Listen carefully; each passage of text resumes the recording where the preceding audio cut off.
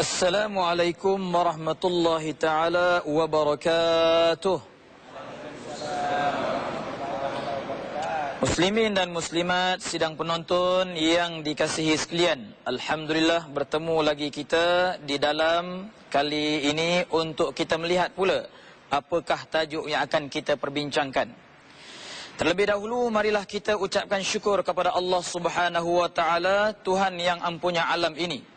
Seterusnya marilah kita berselawat dan salam ke atas junjungan besar Nabi Muhammad sallallahu alaihi wasallam.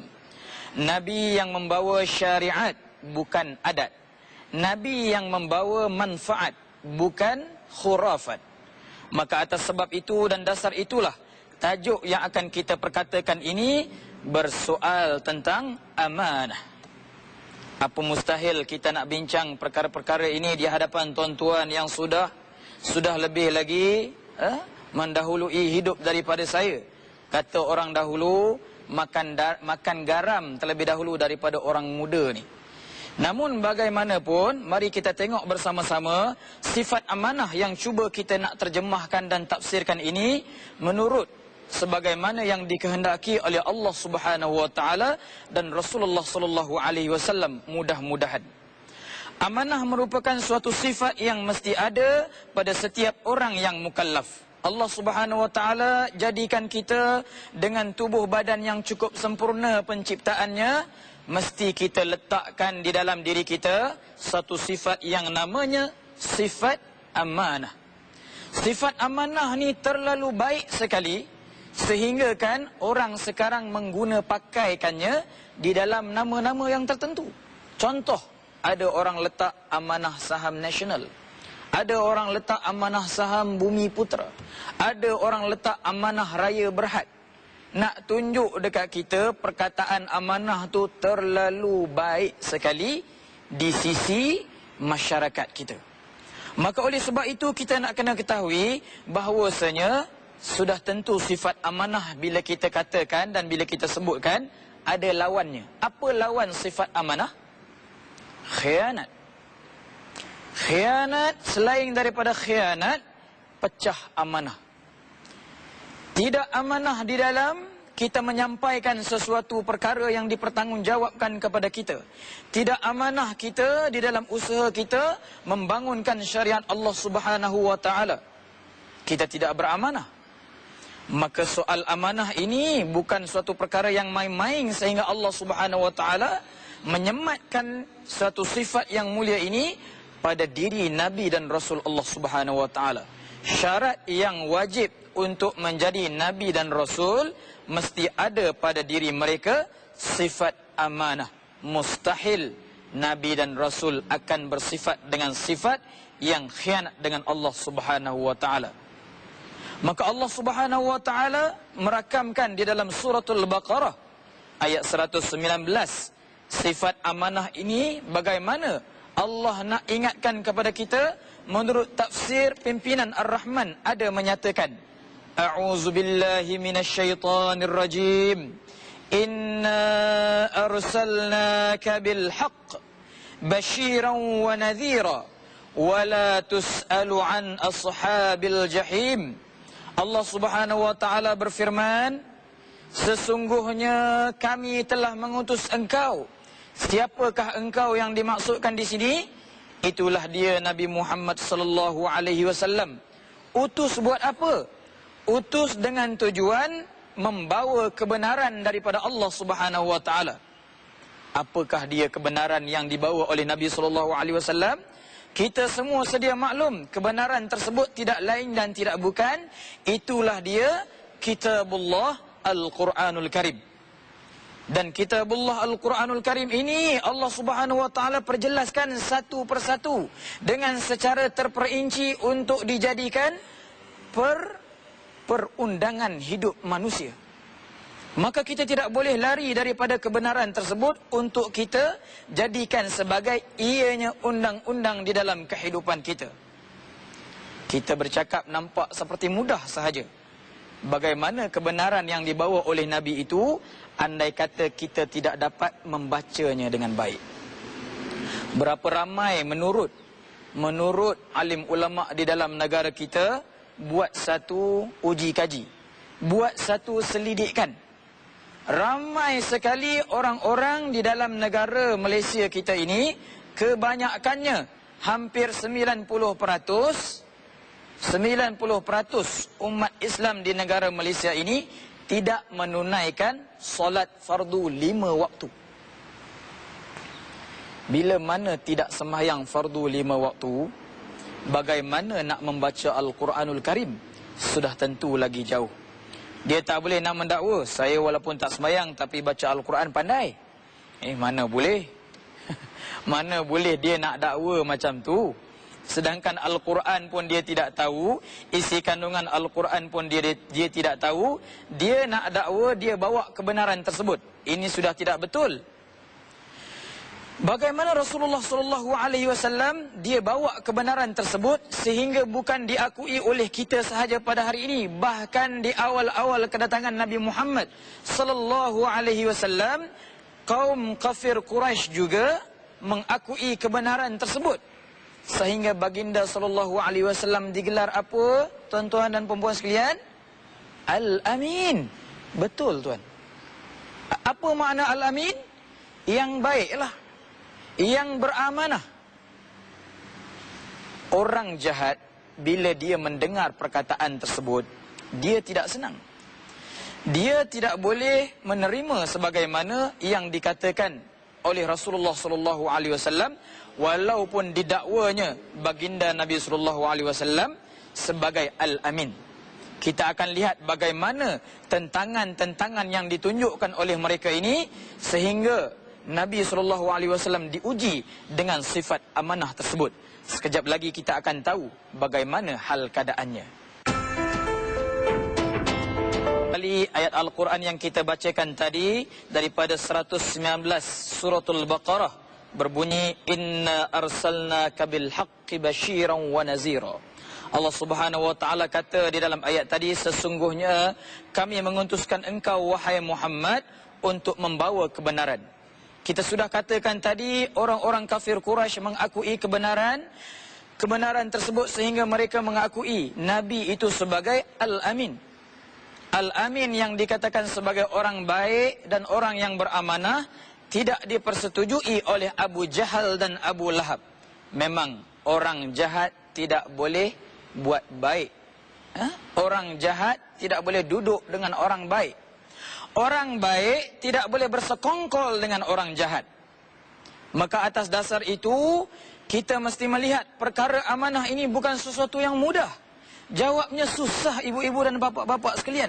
Sebagaimana kita yang berada di hadapan ini mendengar suatu penjelasan dan penerangan tentang perkara amanah. Amanah yang kita nak katakan di sini, baru kita nak bercakap dari sudut ilmu pengetahuan. Tuan penceramah dia tak boleh. Dia tak boleh bila mana dia nak menyampai amanah Allah Subhanahu wa taala ini, dia nak duduk di tengah masyarakat yang kehadirannya ribuan manusia, baru dia nak bercakap bersungguh-sungguh. Kalau ada orang yang hadir ni sedikit saja, dia bercakap buat main-main saja. Dia kata, kita punya pertemuan pada hari ini tak berapa nak ramai sangat, jadi kita bual-bual kosong sudah laya. Itu tak dibenarkan oleh agama. Kerana agama kita bermula daripada satu orang. Daripada satu orang, wujud dua orang. Daripada dua orang, ada tiga orang. Daripada tiga orang tersebut, Rasulullah melahirkan amanahnya sampai ke semenanjung Arab. Sampailah agama Islam tersebut, Nabi SAW amanahkan kepada pendakwah-pendakwahnya, para da'inya untuk sampaikan agama Islam itu ke Nusantara, Kepulauan Melayu ini. Inilah dia, tuan-tuan yang dirahmati Allah. Daripada satu sifat amanah tadi yang dibawa oleh Nabi SAW, sampailah kebenaran tersebut diterimanya kepada kita pada hari ini. Dan dalam masa kebenaran tersebut disampaikan oleh mereka, kita nak tengok apakah kebenaran yang diberitahukan kepada kita. Iaitu basyiran wa nazira. Ada yang berbentuk basyir, iaitu membawa berita gembira. Al-Quran yang Allah Subhanahu wa taala datangkan kepada kita dengan tujuannya nak beritahu, wahai orang-orang yang beriman, aku ada berita gembira nak bagi tahu dekat kamu. Kalau kamu ikut undang-undang aku akan janjikan kepada kamu kebaikan. Tapi Allah tak berhenti setakat tu sahaja. Allah sambungkan lagi, ada juga wa nazira, iaitu peringatan. Kerana tak boleh kita ni bercakap soal baik saja. Kita nak kena ingatkan juga tentang perkara-perkara jahat, masalah-masalah yang berlaku. Kalau kita bercakap benda-benda yang baik-baik, dia berasa kita ni duk baik je selalu. Kita berasa diri kita ni dah okey dah. Kita tak pernah nak meningkatkan diri kita. Kita tak pernah nak mengambil peluang yang diberi oleh Allah Subhanahu wa taala. Maka diberikan kepada kita wa nadhira, iaitu peringatan-peringatan. Dengan ada peringatan dan amaran tersebut, buat kita ini sentiasa berhati-hati dalam apa jua segenap tindakan di dalam kehidupan kita pada hari ini. Maka oleh sebab itu, apabila seseorang itu dilantik untuk menyampaikan amanah dan kebenaran tersebut, apabila kita dah sedar, kita dah sampaikan semua perkara-perkara tersebut, nanti Allah kata, wala tus'alu an ashabil jahim. Dan ketahuilah, setelah engkau sampaikan semua itu, Muhammad, engkau tidak akan diminta bertanggungjawab tentang ahli neraka. Begitulah hal keadaannya ibu-ibu dan bapa-bapa sekalian. Apabila kita sebagai ayah sudah menyampaikan kebenaran kita kepada ahli kaum keluarga kita, kita dah sampaikan amanah tersebut dengan begitu baik sekali, Allah dah tak tanya lagi kepada kita. Apabila kita sebagai seorang pemimpin masyarakat, kita menjadi imam, kita menjadi pendakwah, kita sampaikan betul-betul sebagaimana yang dikehendaki oleh Allah Subhanahu wa taala, kita Allah Subhanahu wa taala tak akan soal lagi. Sebab apa? Di dalam ayat yang lain pula Allah mengata, wala taziru waziratun wizra ukhra. Seseorang itu dia tak tanggung dosa orang lain. Ini yang kita nak kena ketahui. Orang dah cakapkan, orang dah ingatkan, kenapa kamu tak mau buat perubahan? Orang dah suruh, orang dah beri tunjuk ajar, kenapa tak mau isikan masa tersebut? Maka oleh sebab itu kita nak kena ingatkan bersama-sama. Inilah usaha Nabi SAW yang dibawa sejak 1400 tahun yang lalu. Itu Nabi SAW. Bagaimana dengan kita ibu-ibu dan bapa-bapa sekalian? Bagaimana dengan kita yang berada di sini, kita yang duduk di dalam majlis ini, ada yang sebagai pemimpin. Kita yang sedang menonton rancangan ini ada daripada kalangan pemimpin pihak atasan dan juga pemimpin peringkat bawahan umpamanya. Kita daripada kalangan para guru, kita daripada kalangan ibu-ibu dan bapa-bapa, kita daripada kalangan anak-anak. Dan siapa jua yang berada di atas muka bumi ini, marilah kita ingatkan diri kita balik. Sudah memadaikah? Sudahkah kita menunaikan amanah selama kita hidup di atas muka bumi ini? Sudahkah kita tunaikan amanah tersebut? Allah Subhanahu wa taala berikan kepada kita kelebihan tertentu. Yang sama ada saya perasan ke, tuan-tuan sendiri perasan ataupun tidak, ramai daripada kalangan sahabat-sahabat kita telah meninggal dunia dahulu daripada kita. Mereka meninggal dunia dalam hal keadaan, ada yang meninggal dalam keadaan yang baik dan ada yang meninggal dunia dalam keadaan yang tidak baik. Kita akan lihat apakah dia yang kita katakan meninggal dunia dalam keadaan yang tidak baik dan juga meninggal dunia dalam keadaan dia membawa amanah yang baik. InsyaAllah kita bersambung lagi selepas ini.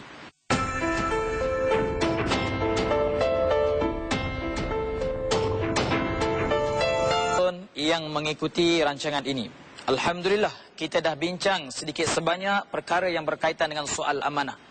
Baru tadi kita menyebut ada perkara yang pernah ditinggalkan orang menjadi jahat.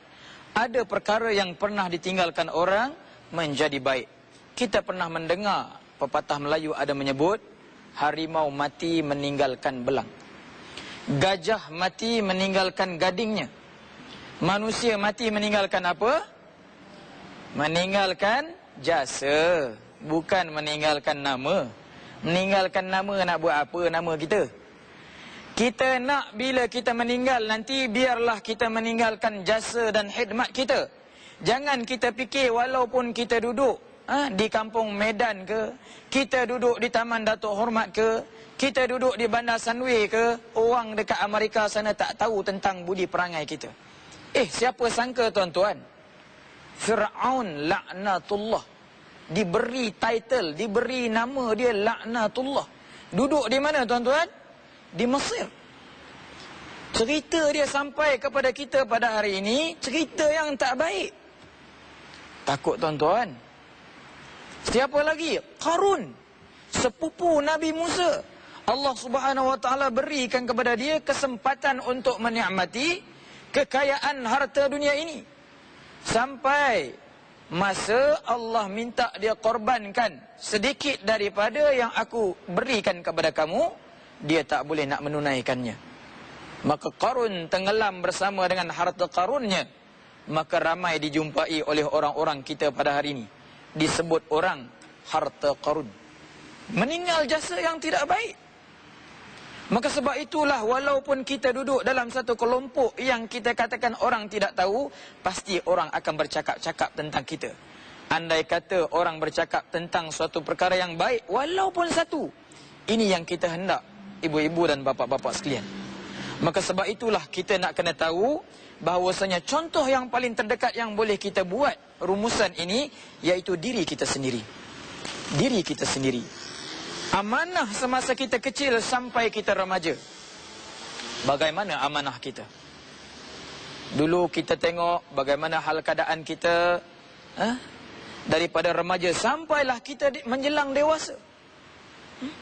Siapa yang boleh tahu daripada sejak dia baligh sampai umur dia 50-60 tahun sekarang ini, dia tak pernah meninggalkan solat fardu 5 waktu. Yang lelaki lah. Yang lelaki. Yang perempuan tak boleh lah. Memang dia ada masa masa cuti dia. Yang lelaki kok ada cuti juga. Ini tidak boleh.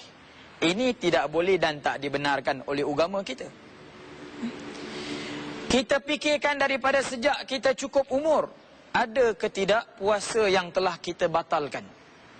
Kerana semua ini akan diambil kira oleh Allah Subhanahu wa taala apabila dihitung segala amalan-amalan kita, apabila kita dihadapkan ke muka pengadilan Allah Subhanahu wa taala.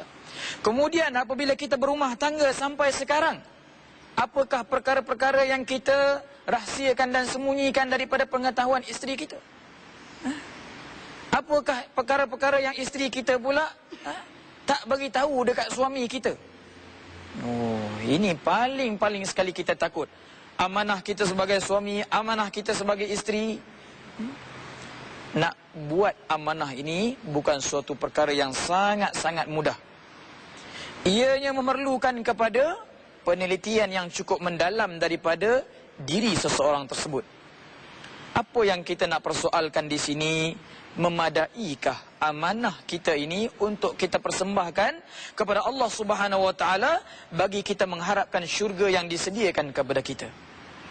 Contoh yang sangat mudah selain daripada perkara-perkara yang kita boleh bincangkan, iaitu soal sembahyang yang kita lakukan setiap hari 5 kali, 1 hari 1 malam. Kita bila mana kita bermasalah, baru kita nak menghadap Allah Subhanahu wa taala.